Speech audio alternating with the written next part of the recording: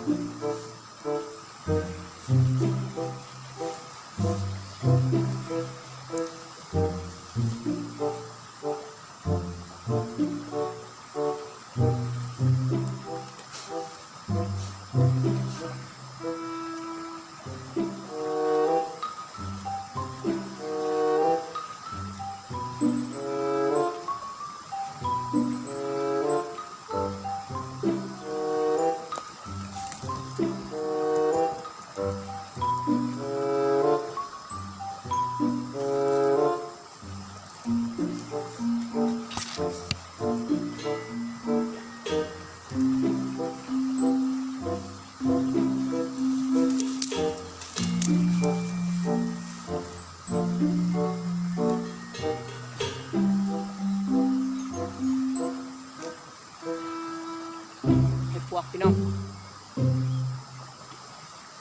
มาทางหน้าก็เลยขอเห็ดพวกพี่น้องเก็บเห็ด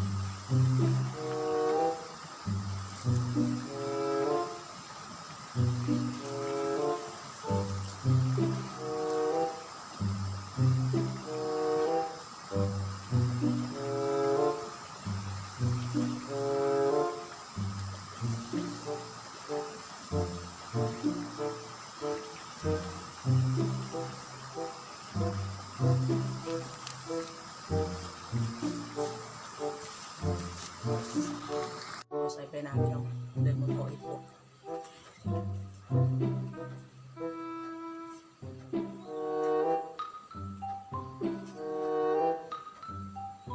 มีหลายดอกพี่น้องเห็ดพวก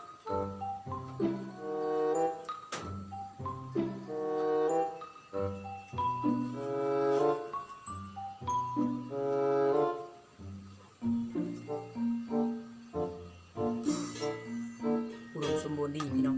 มันนี่บ่ใส่ไปทุ่งนาเลยก็เก็บเห็ดพวกเค็มนาพี่น้อง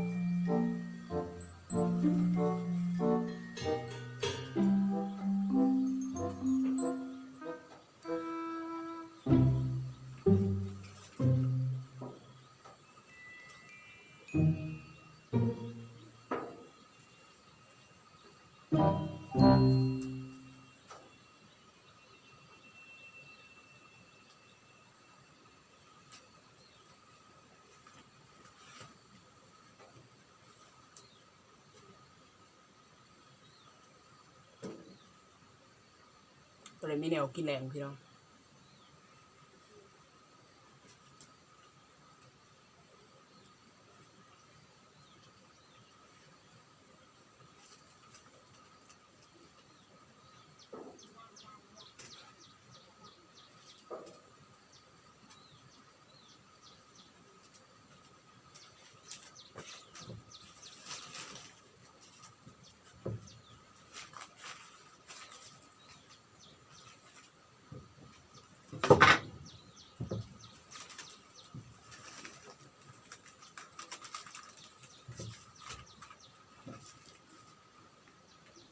นี่คือเห็ดพวกพี่น้องผลงานบ่าวไซ